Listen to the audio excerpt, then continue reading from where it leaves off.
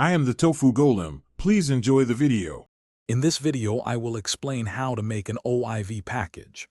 First, understand that OIV packages are a specialized archive format for distributing game modifications, primarily for titles like Grand Theft Auto V, using the Open Roman 4 tool.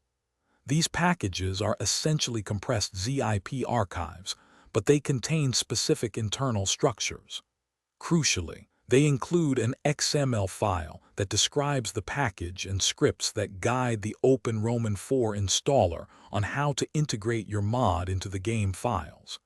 This format simplifies mod installation for users. Before creating the OIV package, meticulously prepare your mod's content. This involves organizing all your custom files, such as new vehicle models, textures, or script files, into a logical and accessible folder structure. It is vital to identify the exact game paths where these files need to be installed. For instance, a new car model might go into a specific DLC pack's RPF archive. Having your assets well organized and knowing their target locations will streamline the packaging process significantly. To assemble your OIV package, you will use a dedicated OIV package creator tool, such as the one by Julio NIB or the official Open Roman 4 package creator. Within this tool, you will add your prepared mod files and specify their exact destination paths within the game's directory structure.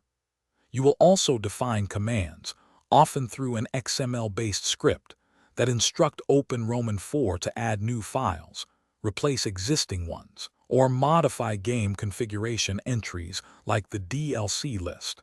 This step is where your mod's installation logic is encoded. After creating your OIV package, rigorous testing is essential.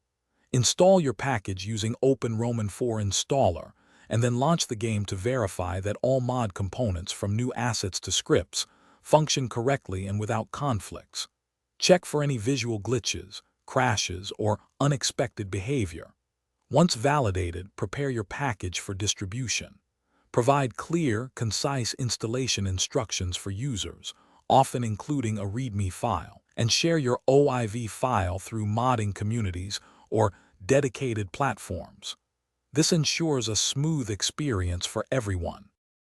Thanks for watching. Consider subscribing if we helped you today.